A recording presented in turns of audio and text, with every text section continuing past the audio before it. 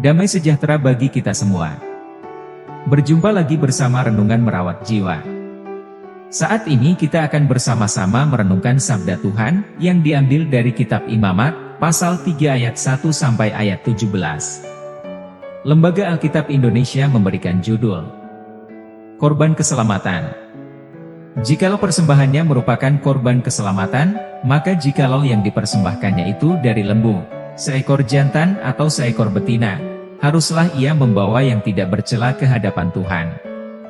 Lalu ia harus meletakkan tangannya di atas kepala persembahannya itu, dan menyembelihnya di depan pintu kemah pertemuan, lalu anak-anak Harun, imam-imam itu haruslah menyiramkan darahnya pada mezbah sekelilingnya. Kemudian dari korban keselamatan itu ia harus mempersembahkan lemak yang menyelubungi isi perut, dan segala lemak yang melekat pada isi perut itu sebagai korban api-apian bagi Tuhan. Dan lagi kedua buah pinggang dan lemak yang melekat padanya, yang ada pada pinggang dan umbai hati yang harus dipisahkannya beserta buah pinggang itu. Anak-anak Harun harus membakarnya di atas mezbah, yakni di atas korban bakaran yang sedang dibakar di atas api, sebagai korban api-apian yang baunya menyenangkan bagi Tuhan. Jikalau persembahannya untuk korban keselamatan bagi Tuhan adalah dari kambing domba, seekor jantan atau seekor betina, haruslah ia mempersembahkan yang tidak bercela. Jikalau ia mempersembahkan seekor domba sebagai persembahannya, ia harus membawanya ke hadapan Tuhan. Lalu ia harus meletakkan tangannya ke atas kepala persembahannya itu dan menyembelihnya di depan kemah pertemuan, lalu anak-anak Harun harus menyiramkan darahnya pada mezbah sekelilingnya.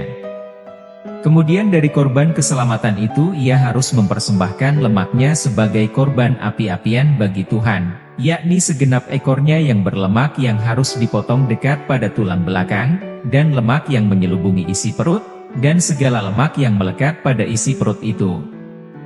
Dan lagi kedua buah pinggang dan lemak yang melekat padanya, yang ada pada pinggang, dan umbai hati yang harus dipisahkannya beserta buah pinggang itu. Imam harus membakarnya di atas mezbah sebagai santapan berupa korban api-apian bagi Tuhan. Jikalau persembahannya seekor kambing, ia harus membawanya ke hadapan Tuhan. Lalu ia harus meletakkan tangannya di atas kepala kambing itu dan menyembelihnya di depan kemah pertemuan, lalu anak-anak Harun harus menyiramkan darahnya pada mezbah sekelilingnya.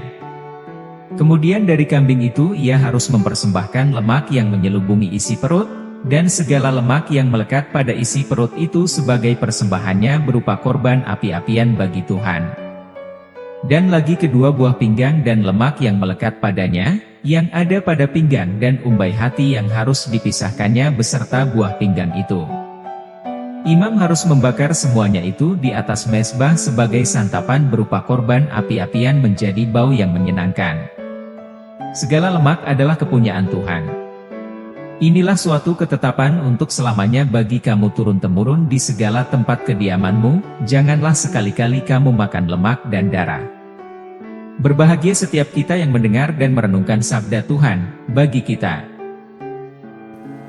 Tema perenungan kita saat ini, jenis kurban keselamatan.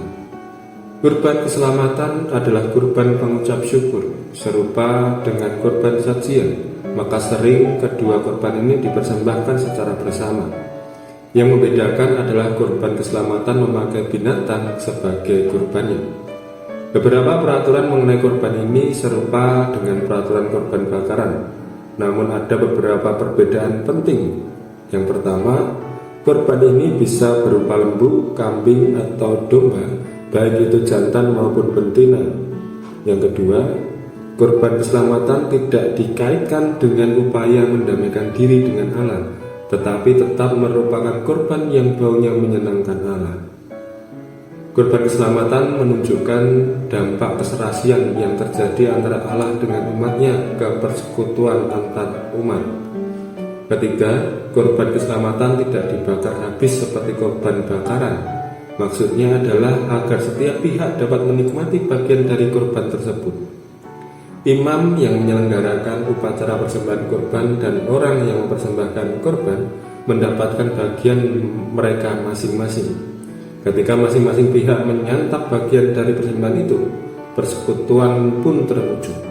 sukacita meluap, dan ucap syukur terasa dari umat kepada Allah.